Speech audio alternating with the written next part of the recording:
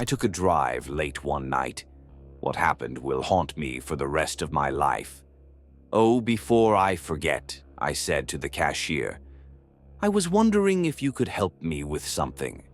The cashier, an acne-riddled kid who looked to be in his late teens or early 20s, looked up from shoving my items into a plastic bag. For a moment, he just stood there, frozen in mid-action. Then he finally answered, "Yeah, what's up, man?" I let out a barely perceptible sigh. I'd been half afraid he'd tell me to leave. Feeling relieved, I reached into my back pocket. You see, I seem to have, well, sort of gotten lost out here. I decided to take a late-night drive and ended up getting turned around on all these two-lane back roads. I unfolded the map and set it on the counter so we could both see it. I was hoping you could point out roughly where we are, and more importantly, the way to get back to the main road.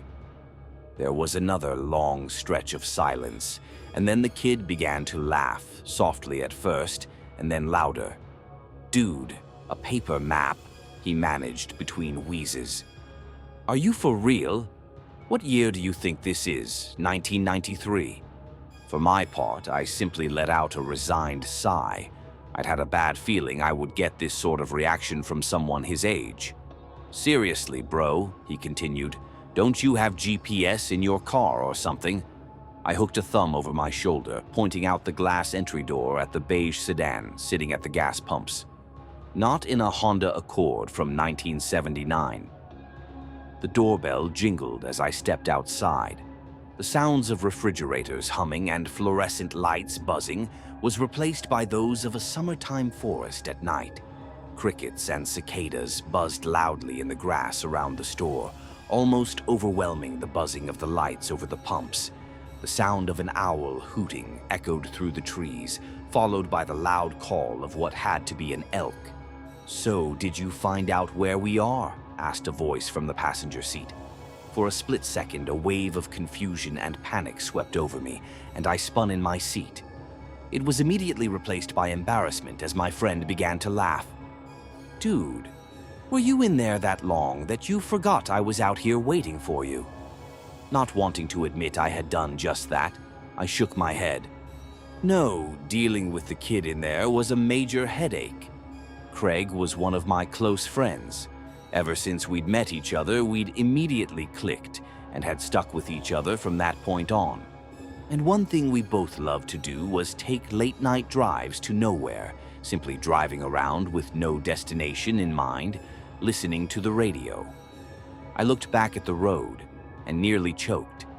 In the second I'd stopped looking, a figure had stepped out onto the road.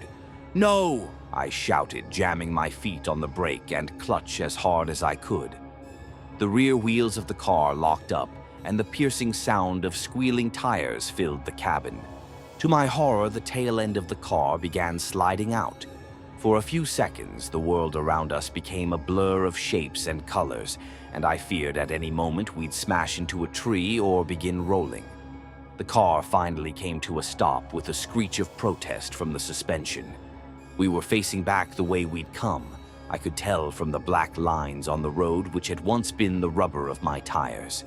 I gripped the steering wheel with an iron grip, my heart furiously pounding in my chest. My breaths came in short, ragged gasps. That night was 3 months ago. I've been at home, resting and healing this entire time. It's given me plenty of time to think, plenty of time to process everything. But mostly I remember the single line of text Vanessa sent me. What caused me to rack my brain, trying frantically to recall my friendship with the figure sitting opposite me, and horror filling me as I realized I couldn't think of one single memory. The 3 words that will remain burned into my memory forever. Darling, who's Craig?